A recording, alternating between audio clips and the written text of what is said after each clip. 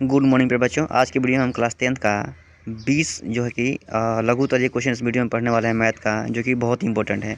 और ये सारे क्वेश्चन जो आपको समझिए कि ढूंढ करके लाए हैं हम, जो कि बहुत ही इंपॉर्टेंट है। सारा प्रीवियस क्वेश्चन है, कहीं ना कहीं कभी ना कभी ये पूछा हुआ क्वेश्चन है। और इस बार हम गैस कर रहे हैं इसमें से कि 20 क्वेश्चन आप पढ़ लेते हैं अच्छा से, तो इसमें से लग रहा है कि बहुत सारा क्वेश्चन, जैसे 18 तक क्वेश्चन इसमें से आने वाले हैं। 100% इसका गारंटी है। तो बिना देरी के वीडियो को स्टार्ट करते हैं और देखते हैं 1 से लेकर के 20 तक सारे क्वेश्चन को देखेंगे हम। सबसे पहले सारे क्वेश्चन को इसमें पढ़ के बताएंगे हम, उसके बाद सारे क्वेश्चन को आराम से सॉल्व किया जाएगा। तो बिना देरी के वीडियो स्टार्ट करते हैं और देखते हैं क्वेश्चन नंबर 1। ठीक है, तो आइए पहले क्वेश्चन हम क्या करते हैं, सारे क्वेश्चन को पढ़ के वो बता दे रहे हैं हम। 15 जो क्वेश्चन दिए हो इसमें सारे 15 क्वेश्चन क्या करेंगे, हम पढ़ के बता दे रहे हैं आपको हम। और उसके बाद क्या करेंगे, बारी बारी सारे क्वेश्चन को बनाएंगे अभी। ठीक है, तो क्वेश्चन नंबर 1 बोला था अभी, के किस मान के लिए बिंदुएं 1,1, 3, के और -1,4 संरेखी है। इस पर समझिए कि हर एक साल एक क्वेश्चन पूछता है और इस बार भी पूछेगा, इसलिए आपको इसको रट लेना है और समझ लेना बढ़िया से। तो क्वेश्चन नंबर 1 था ये, अभी इसको निकालेंगे हम इसके बाद। ठीक है, इसके बाद देखते हैं क्वेश्चन नंबर 2 हम देख लेते हैं। सारे क्वेश्चन को बनाएंगे अभी, आपको वेट करना है थोड़ा सा। बोले सब सारे क्वेश्चन को दिखा दे रहे हैं हम, उसके बाद सारे क्वेश्चन को हम क्या करेंगे, बनाएंगे अभी। दोनों बोला था कि सिद्ध करे कि cos square 10 plus cos square 20 plus cos square 30 plus cos square 40 dot dot कितना दिया है जी, cos स्क्वायर 80 तक दिया हुआ है। और इसका सिद्ध करना है, कितना लाना है, 4 इसका आंसर लाना है। ठीक है, तो इसको ही बनाया जाएगा। अभी क्वेश्चन नंबर 2 है ये।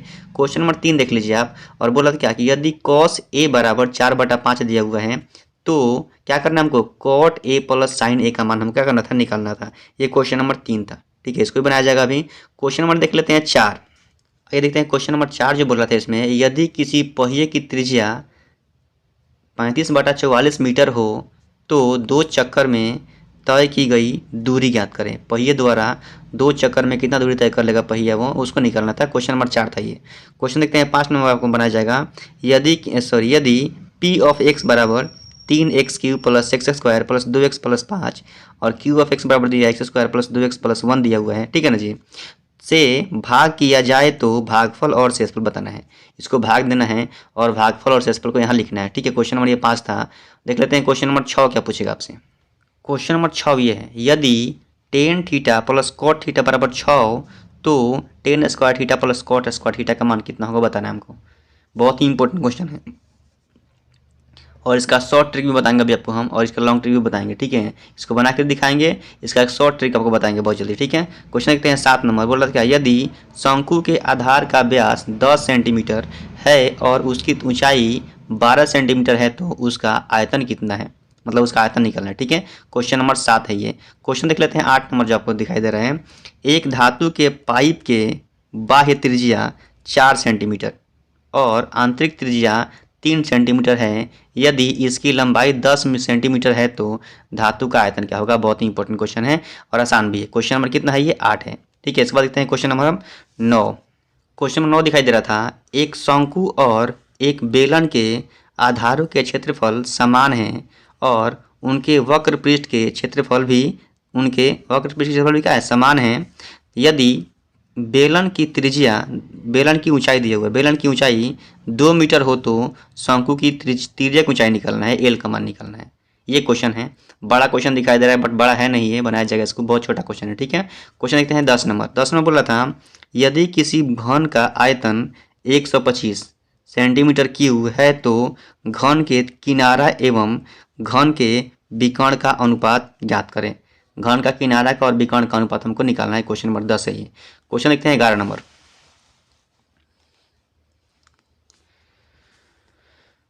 क्वेश्चन नंबर 11 बोला था, यदि किसी अर्धगोले का संपूर्ण पृष्ठ का क्षेत्रफल 462 सेंटीमीटर स्क्वायर है तो उसका व्यास ज्ञात करें। बहुत ही इंपॉर्टेंट क्वेश्चन है, 11 नंबर, अभी बनाया जाएगा इसको। क्वेश्चन देखिए 12 नंबर, दो बेलनों के त्रिज्याओं का अनुपात 2:3 है एवं उनके ऊंचाइयों का अनुपात 5:3 है तो उनके आयतनों का अनुपात ज्ञात करें। क्वेश्चन नंबर 12 है ये। क्वेश्चन देखते हैं 13 नंबर। 13 नंबर जो क्वेश्चन दिखाई दे रहा है आपके सामने, यदि किसी गोले की त्रिज्या 3 गुनी हो जाती है तो उनका आयतन कितना गुना हो जाएगा। क्वेश्चन नंबर 13 है ये।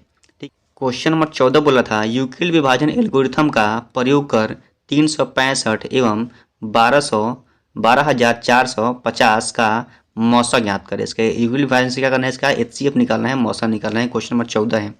क्वेश्चन नंबर 15 जो बोला था, यदि 12 मीटर ऊंचे खंबे की छाया भूमि पर 4√3 मीटर लंबी बनती है तो सूर्य का उन्नयन कोण ज्ञात करें। Question number 15।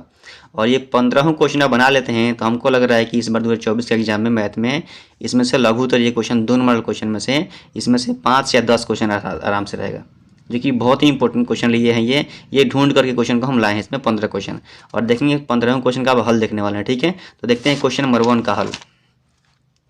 आपको जैसे क्वेश्चन नंबर 1 बोला था, के किस मान के लिए बिंदुएं 1,1 3,k और -1,4 संरेखीय है। क्वेश्चन नंबर ये कितना था, 1 था। तो देखते हैं क्वेश्चन नंबर 1 का आंसर क्या होगा। ठीक है,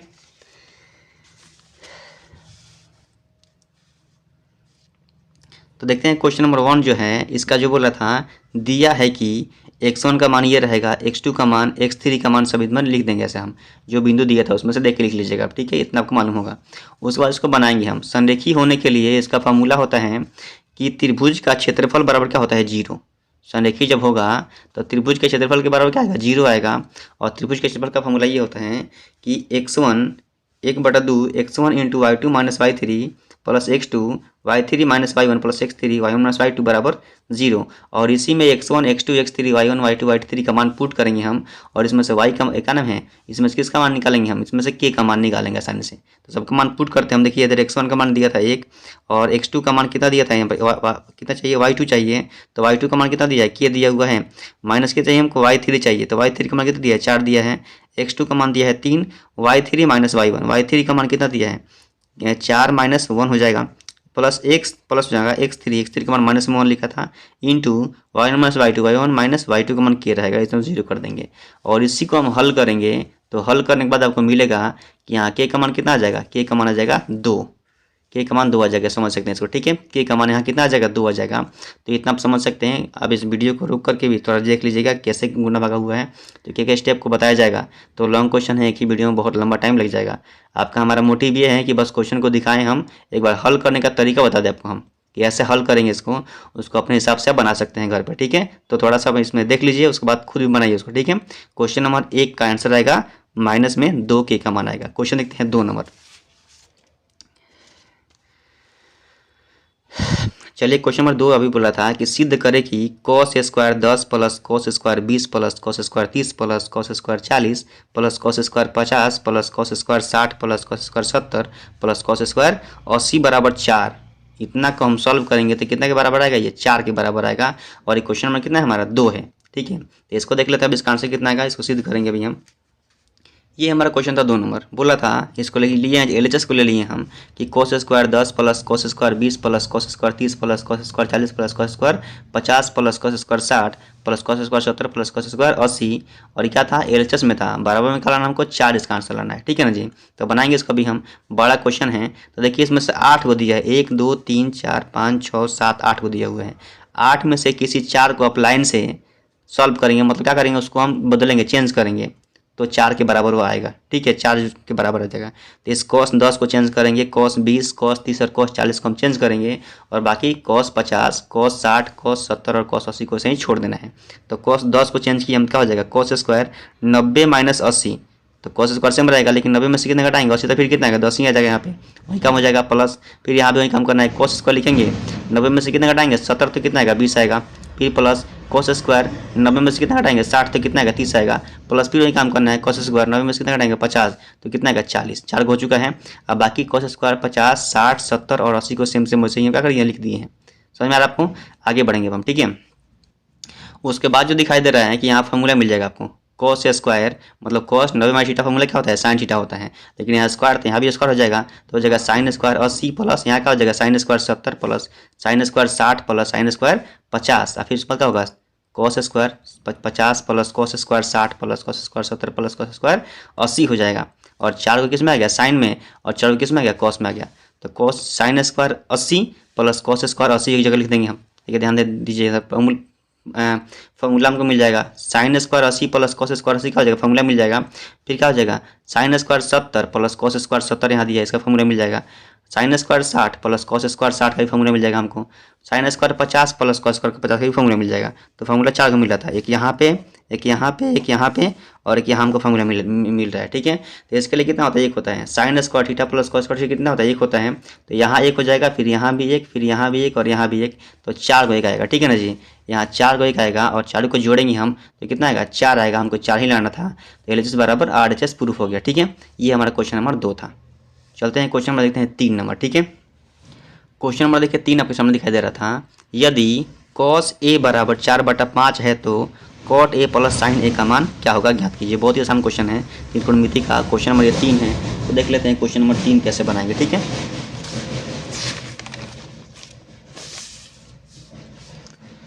चलिए यहाँ पर क्वेश्चन नंबर 3 आपको दिखाई दे रहा था। क्वेश्चन नंबर 3 बोला था कि दिया है कि cos A का मान दिया था कितना, 4/5। तो इसको होता है आधार बटा कौन, फॉर्मूला में होता है cos के लिए होता है आधार बटा कौन। ठीक है ना जी, आधार का मान कितना हो जाएगा 4 और कौन का मान कितना हो जाएगा 5। तो यहाँ से हमको लंब निकालना पड़ेगा। तो यहाँ से देखिए लंब का मान निकाल लेंगे हम।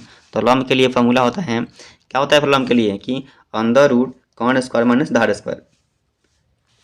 मान को पुट करेंगे, कौन का मान 5 और आधार का मान 4 को पुट करेंगे तो स्क्वायर हो जाएगा 25 माइनस 16 कितना आएगा 9 के लिए क्या हो जाएगा 3 बाहर निकल जाएगा। और किसका मान है, लंब का मान कितना आएगा हमारा 3 आ गया। ठीक है, हमसे जो पूछ रहा था कि cot A plus sign A का हमको मान निकालना है। तो cot का फॉर्मूला होता है आधार बटा लंब और साइन का होता है लंब बटा कोण। तो इसका मान भी हम रखे हैं और इसको बटा का जोड़ करेंगे हम, 4/3 प्लस कितना 3/5 का हम जब जोड़ करेंगे तो इसका जोड़ देखिए आप हो जाएगा। तो एलसीएम इसका 15 आएगा और जोड़ने के बाद 29 बटा कितना आएगा 15, इसका आंसर हो जाएगा। ठीक है, क्वेश्चन नंबर 3 था ये, आंसर कितना आएगा 29/15।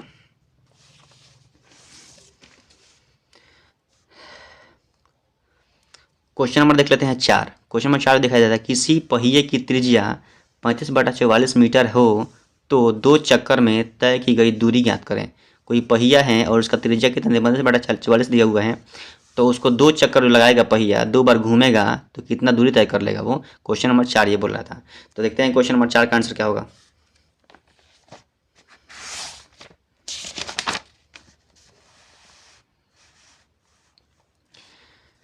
आगे देख लेते हैं क्वेश्चन नंबर 4। क्वेश्चन नंबर 4 में त्रिज्या कितना दिया है जी, पहिए का त्रिज्या कितना दिया है, हमको दिया है 35/44 मीटर में दिया हुआ है। ठीक है, एक चक्कर में तय किया गया दूरी पहिए द्वारा हम लिखेंगे कि पहिए द्वारा एक चक्कर में तय किया दूरी क्या क्या होगा। ठीक है, एक चक्कर जो पहिया लगाएगा तो उसमें कितना दूरी तय कर लेगा वो। तो क्या होता है, पहिया कैसे होता है, ऐसे होता है ये पहिया, मतलब गोल होता है, वृत्ताकार होता है ये। तो वृत्त का क्या निकालना, हमको परिधि निकालना है, तभी ना एक चक्कर होगा। मान लीजिए यहाँ से स्टार्ट किए चलना हम और फिर यहीं पे घूम के आ जाना तो एक चक्कर हो जाएगा। और इसे क्या बोलते हैं हम, वृत्त का परिधि बोलते हैं। तो वृत्त का परिधि हमको यहाँ निकालना पड़ेगा। तो परिधि का फॉर्मूला होता है 2πr, 2 के लिए 2 पाई के लिए 22/7 और r का मान दिया है 35/44। कटाएंगे इसको तो कितना आएगा 5 मीटर आएगा। एक चक्कर पहिया लगाएगा तो कितना मीटर दूरी तय करेगा 5 मीटर। एक चक्कर में पहिया द्वारा तय की गई दूरी कितना होगा 5 मीटर होगा। तो हमसे क्या पूछ रहा था, 2 चक्कर में, 2 चक्कर में पहिए द्वारा तय की गई दूरी बराबर कितना होगा 5 मीटर गुणा 2 कितना होगा 10 मीटर हो जाएगा। इसका आंसर कितना आएगा 10 मीटर आएगा, क्वेश्चन नंबर 4। इसके बाद देखते हैं क्वेश्चन नंबर 5।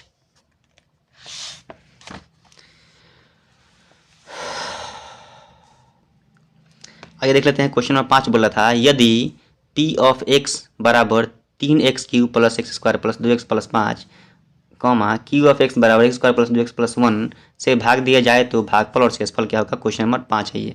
तो देख लेते हैं क्वेश्चन नंबर 5 का आंसर क्या होगा।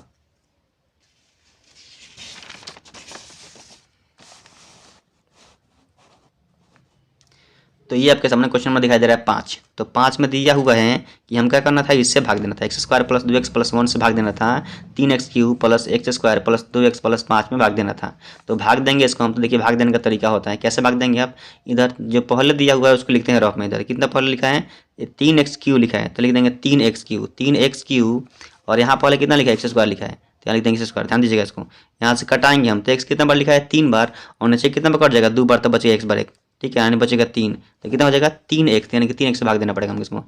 3x से तीनों में गुना करेंगे और नीचे लिखेंगे हम, चिन्ह को चेंज करेंगे कटाएंगे, देखिए कट जाएगा सब ऐसे। समझ में आ रहा है आपको। उसके बाद फिर करेंगे हम, तो फिर पहले कितना चुका है माइनस में 5 स्क्वायर चुका है, तो फिर उसमें लिख देना है माइनस में 5 x स्क्वायर लिख देना है और फिर वही चीज़ से भाग देना हमको x स्क्वायर से। तो x स्क्वायर से भाग देंगे हम तो ये कट जाएगा पूरे, यहाँ से माइनस में 5 बच जाएगा। तो फिर माइनस में 5 से गुना करना पड़ेगा यहाँ पे। तो -5 में 3 से गुना करेंगे तो फिर इतना आ जाएगा, कटाएंगे तो ये क्या हो जाएगा आपका, ये हो जाएगा शेषफल और ये क्या हो जाएगा भागफल। तो भागफल कितना का है हमारे, देखिए भागफल कितना आ चुका है 3x माइनस में 5 और शेषफल कितना आ चुका है 9x प्लस 10 आ चुका है। ठीक है, तो समझ लीजिएगा बढ़िया से। क्वेश्चन नंबर कितना था, ये 5 नंबर क्वेश्चन था। देखते हैं क्वेश्चन नंबर 6।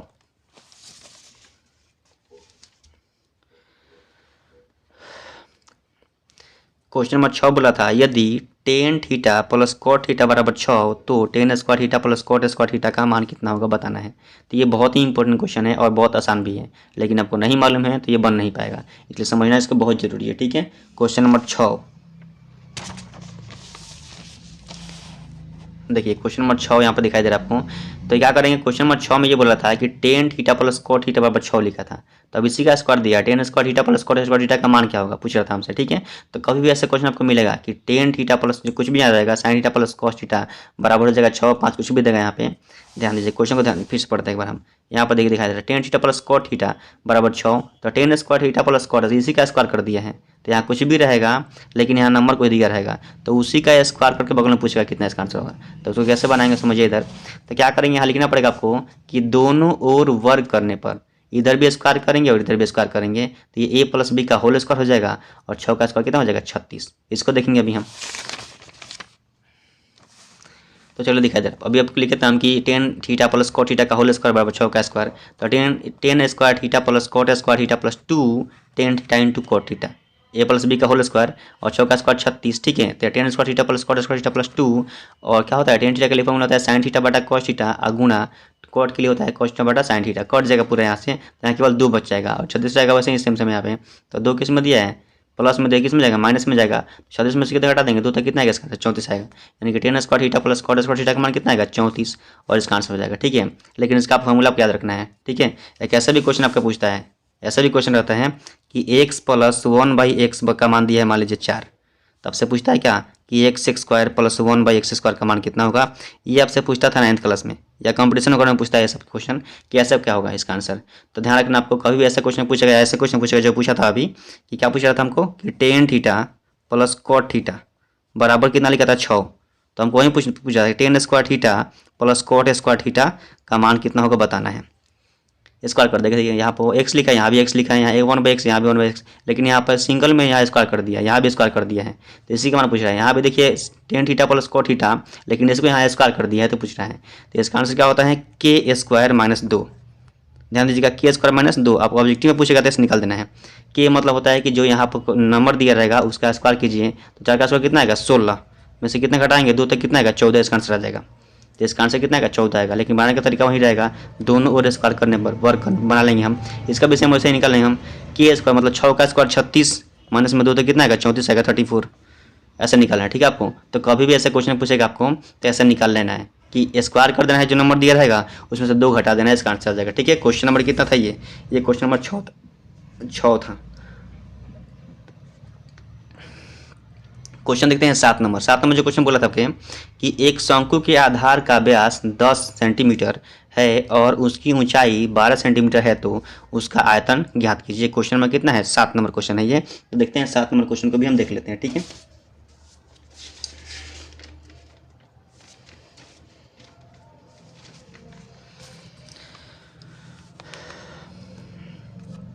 आइए क्वेश्चन देखते हैं 7 नंबर। दिया है कि शंकु के आधार का व्यास कितना दिया है 10 सेंटीमीटर दिया था क्वेश्चन में, देखिएगा अभी। उसके बाद क्वेश्चन जो बोल रहा था कि जब व्यास दिया है 10 सेंटीमीटर तो त्रिज्या कितना होगा 5 सेंटीमीटर हो जाएगा। ठीक है, d/2 होता है, और ऊंचाई कितना दिया है 12 सेंटीमीटर, एच का मान दिया है 12 सेंटीमीटर।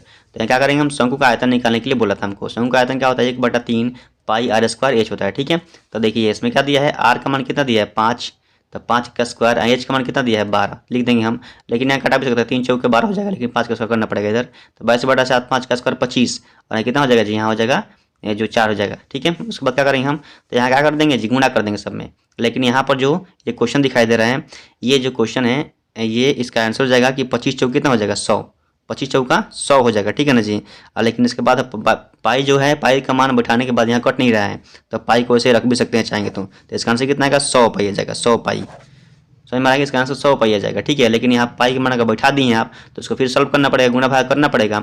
तो गुना भाग करने के बाद कितना आएगा 314.28, इसका आंसर आएगा 28। 314.28 इसका आंसर जाएगा। ठीक है, क्वेश्चन नंबर ये था आपका 7 नंबर क्वेश्चन था। तो ऐसे इसका आंसर निकाल लेंगे हम। ऐसे पाई का मान नहीं रखते हैं आप, तो कितना आएगा 100 पाई आ जाएगा, जो कि आंसर में 100 पाई ही लगभग मिलेगा आपको। क्योंकि ये देखिए पाई के मान कहाँ हम लोग नहीं रखते हैं, जहाँ पे यहाँ कटने वाला कोई नंबर 7 से नहीं हो तो वहीं पाई का मान हम नहीं रखते हैं, छोड़ देते हैं, केवल पाई के पाई लिख देंगे हम। लेकिन कट रहा है तो कटाते हैं, लेकिन यहाँ लिख देंगे बाय द वे, तब भी आपको कोई दिक्कत नहीं है। आप 10 में इसका आंसर आएगा लिख देना है। क्वेश्चन नंबर 7 है ये। क्वेश्चन नंबर देख लीजिए 8। एक धातु के पाइप के बाह्य त्रिज्या 4 सेंटीमीटर और आंतरिक त्रिज्या 3 सेंटीमीटर है। यदि उसकी लंबाई 10 सेंटीमीटर है तो धातु का आयतन ज्ञात करें। क्वेश्चन नंबर 8 नंबर है ये। देख लेते हैं क्वेश्चन नंबर 8।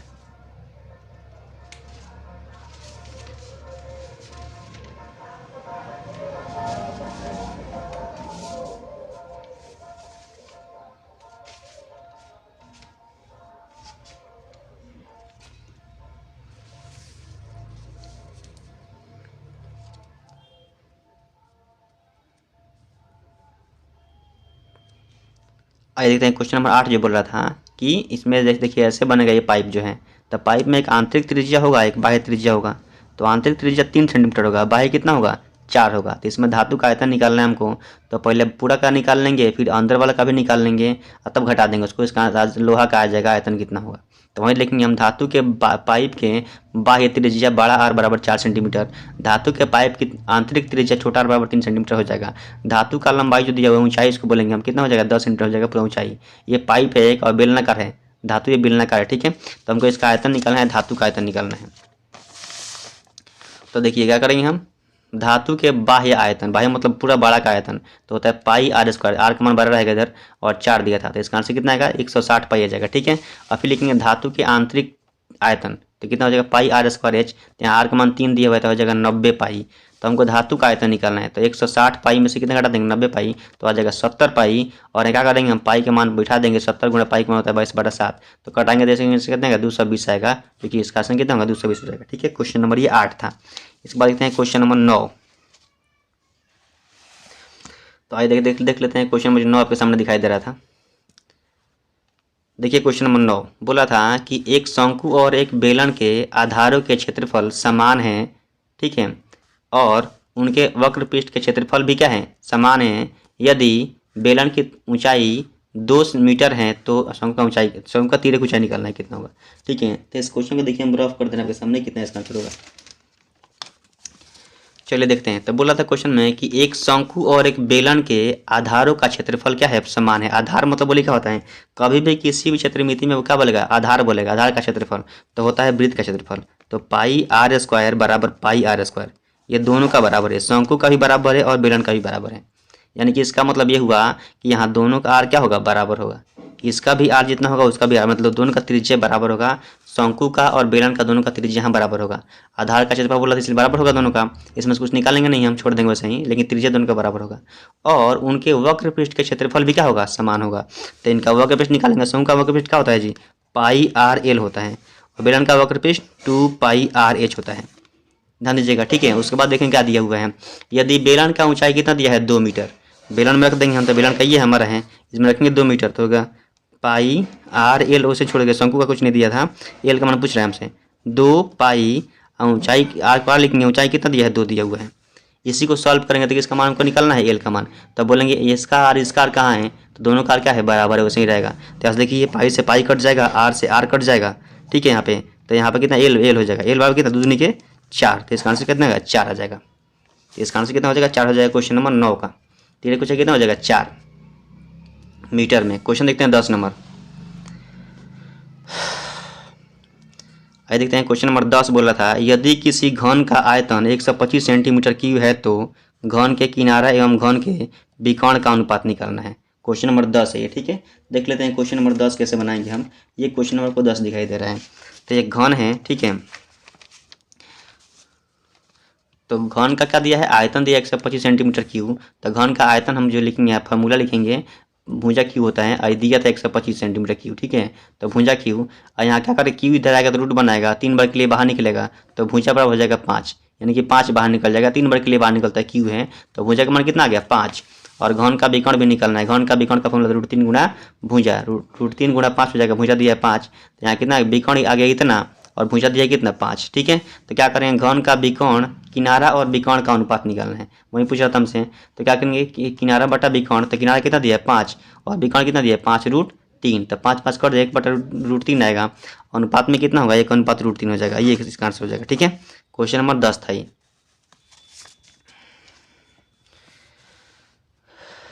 क्वेश्चन देखिए 11 नंबर क्वेश्चन दिखाई दे रहा था, यदि किसी अर्धगोले का संपूर्ण पृष्ठ का क्षेत्रफल 462 सेंटीमीटर स्क्वायर है तो उसका व्यास ज्ञात करें। क्वेश्चन नंबर 11, और क्वेश्चन नंबर 11 को बनाएंगे अभी सामने हम। तो क्वेश्चन नंबर देख लेते हैं 11 नंबर क्या होगा। ठीक है, ये अर्धगोला है। तो देखिए क्वेश्चन नंबर 11 दिखाई दे रहा था आपके सामने। इधर दिया है कि अर्धगोले का संपूर्ण पृष्ठ का क्षेत्रफल दिया है 462 सेंटीमीटर स्क्वायर। अर्धगोले का संपूर्ण पृष्ठ का क्षेत्रफल होता है 3πr²। ठीक है, ये फॉर्मूला इसका होता है 3πr², याद कर लीजिएगा। 462 बराबर 3πr²। इसको हम जब सॉल्व करेंगे तो 3 को 3 लिखेंगे, पाई के लिए 22/7, आर का मान नहीं दिया, इसको निकालना पहले हमको। तो आर का मान यहाँ से निकालेंगे। देखिए ध्यान दीजिएगा, सबके इधर करेंगे हम। तो आर का मान कितना आएगा 7 आएगा। आप देख लीजिएगा बड़े से इसको, आर का मान 7 आएगा। हमको व्यास पूछ रहा था, तो व्यास बराबर होता है 2r, तो 7 दूनी के 14 हो जाएगा इसका आंसर। तो व्यास इसका आ जाएगा 14।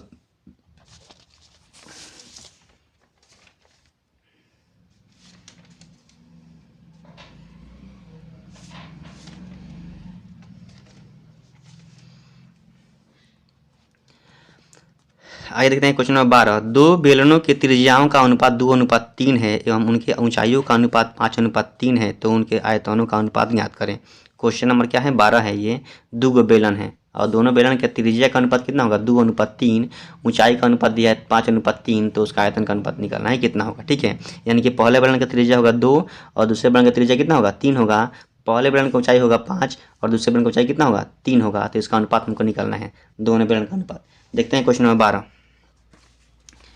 तो चलिए क्वेश्चन नंबर 12 देख लेते हैं। 12 नंबर क्वेश्चन बोला, दिया है कि दो बेलनों की त्रिज्याओं का अनुपात 2:, यानी कि पहला आर कितना R1 बोल सकते हैं, इसको हम R1 R2 बोल सकते हैं। R1 का मान कितना हो जाएगा 2, R2 बराबर कितना हो जाएगा 3।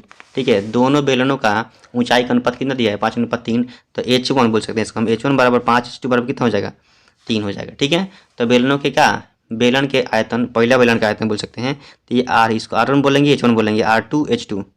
ठीक है, यहाँ पर ऐसे कर सकते हैं आप लोग। और क्या करेंगे इसका हम मान बैठाएंगे, पुट करेंगे इसमें हम। तो देखिए यहाँ पाई के लिए पाई आर का मान कितना दिया था पहले वाला का 2 दिया था, 2 का स्क्वायर, ऊंचाई दिया है 5, मतलब दूसरा वाला ही है। और इसमें इसका रखेंगे हम, जब सॉल्व करेंगे इसको तो 5 चौके 20 हो जाएगा, 20/27। इसका आंसर कितना आएगा 20/27 आएगा। क्वेश्चन नंबर कितना था 12 था। ठीक है,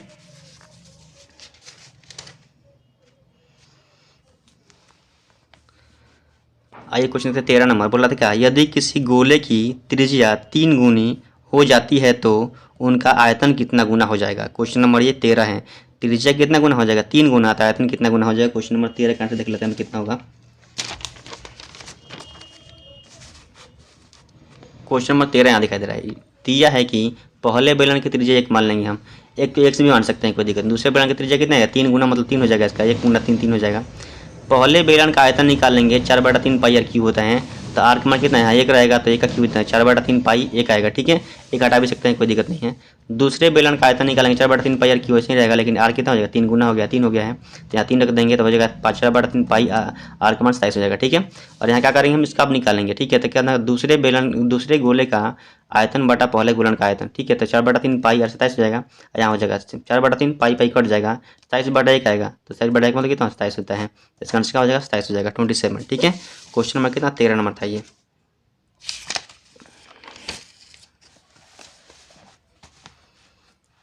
क्वेश्चन नंबर देखिए 14, यूक्लिड विभाजन एल्गोरिथम का प्रयोग कर 365 एवं 12,450 का मौसा ज्ञात करें। क्वेश्चन नंबर कितना है 14 नंबर है ये। तो आइए देख लेते हैं क्वेश्चन नंबर 14 को भी देख लेते हैं। क्वेश्चन नंबर 14 में क्या होता है, दिया है कि यहाँ इससे हम इसको क्या करते हैं, इससे हम इसको चेक करते हैं, a बराबर BQ + R होता है। ठीक है, और यहाँ पे क्या 300 जो दिखाई दे रहा है 65, ये छोटा है, 12,550 का है 12 है। चरण 1 में लिखेंगे हम, भाग देंगे 12,550 में किससे भाग देना है 365 से, तो कटाएंगे तो कितने बार में कटेगा 34 बार में कट जाएगा, इतना आएगा। ठीक है, इसको कटा लीजिएगा आप लोग, इतना बार में कटा लेंगे हम, तो यहाँ लिखेंगे 12,450 और यहाँ 300 कितना हो जाएगा 65, तो गुणा कितना हो जाएगा 34 प्लस 10। शेषफल यहाँ 10 कितना 40 आ गया है, ठीक है, यानी शेषफल 0 नहीं आया है। तो चरण 2 भी लिखना पड़ेगा। चरण 2 में फिर वैसे ही काम करना है हमको। अब 365 में क्या 40 से भाग करेंगे तो 9 बार में कटेगा, फिर 5 आ जाएगा शेषफल में। तो शेषफल अभी भी 0 नहीं आया है। फिर चरण 3 लिखेंगे और चरण 3 में क्या 40 में 5 से भाग करेंगे तो 5×8 = 40 कट जाएगा। यहाँ शेषफल 0 आ चुका है। तो यहाँ कितना करेंगे 365 और 12,450 का मौसा कितना हो जाएगा 5 हो जाएगा, ठीक है। तो इसका आंसर कितना आएगा 5 आएगा। क्वेश्चन नंबर 14 था ये, ठीक है। देखते हैं क्वेश्चन नंबर 15 जो बोला था, यदि 12 मीटर ऊंचे खंभे की छाया भूमि पर 4√3 मीटर लंबी बनाती है तो सूर्य का उन्नयन कोण ज्ञात करें। क्वेश्चन नंबर 15 है ये। तो देखते हैं क्वेश्चन नंबर 15 कैसे बनाएंगे। अरे देखते हैं क्वेश्चन नंबर 15 बोला था कि दिया है कि यहाँ ये ऐसे बनेगा इसका आकृति। ये क्या है खंबा है, खंबा का लंबाई दिया है 12 मीटर और इसको छाया बन गया। यहाँ पे छाया ये बन रहा था 4√3 मीटर। तो हमको ये थीटा का मान निकालना है। यहाँ थीटा रहेगा, ठीक है, यहाँ थीटा लिख दीजिएगा आप और इसी का हमको मान निकालना है। तो क्या दिया है लंब और आधार दिया है। तो लंब आधार किस में होता है 10 में होता है। तो लिखेंगे 10 थीटा बराबर लंब बटा आधार। तो यहाँ 10 थीटा हो जाएगा और कितना होगा लंब कितना होगा 12, आधार कितना दिया है 4√3 दिया हुआ है। तो यहाँ कटाएंगे इसको तो कितना हो जाएगा देखिए इधर, तो ये हो जाएगा 4 से कट जाएगा 4 3 12 4 1 4। तो फाइनली कितना जाएगा 10 थीटा बराबर 3/√3 आएगा। और √3 नहीं जाएगा तो हर का परिमीकरण करना पड़ेगा। √3 तो गुणा करेंगे 3√3 आएगा और √3 √9 के लिए 3 बाहर निकल जाएगा, 3 3 कट जाएगा। तो यहाँ कितना जाएगा 10 थीटा बराबर कितना √3 खाली आ जाएगा। और √3 10 कितना का मान होता है तो 10 60 का मान होता है। 10 10 कट जाएगा तो थीटा का मान कितना आएगा 60 आएगा। और इस प्रकार से क्या होगा थीटा का मान हो जाएगा 60। तो हम इसको वीडियो में 15 क्वेश्चन देख लिए हैं।